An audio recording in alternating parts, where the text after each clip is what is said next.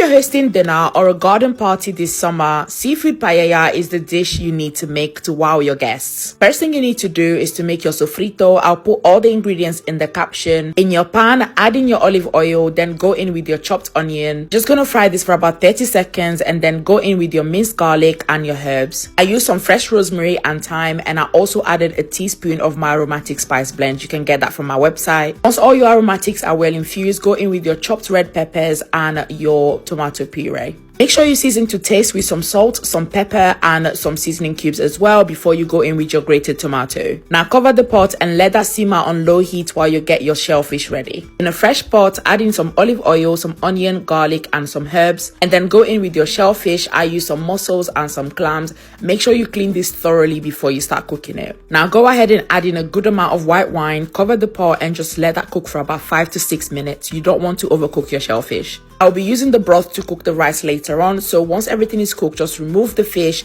and add some water and cook it for another 10 to 15 minutes. I'm also using some king prawns in this recipe, so I removed the shells, added it to the broth to give it that extra flavor. Now that my sofrito is done, I kept about 80% to the side and then I used the rest to cook my prawns and my squid. Whilst that's cooking, I went ahead to prep my shellfish and I tossed the shells because I don't actually need them. I kept a few shells just to garnish. Now we also need some saffron for this recipe, and that's super easy to prep. Just add in some hot water and let that infuse. Now we're on to the fun part, which is just combining everything together. Up your paella pan on the fire, add in your sofrito, some smoked paprika, season to taste. Of course, go in with your saffron, and now we just want to layer on all the rice. Make sure you're using paella rice, which is usually bomba rice. I don't think you can use any regular rice. It just isn't the same. Mix in the rice thoroughly, because once you add the broth, you can't touch the rice. Do not touch the rice. Make sure you cook this on low heat as well, just to allow the steam to cook the rice properly. I also covered mine with some foil, and after about 20-25 minutes, it was all done. And that's basically it. It's all ready. I just went in with all my seafood on top of the rice,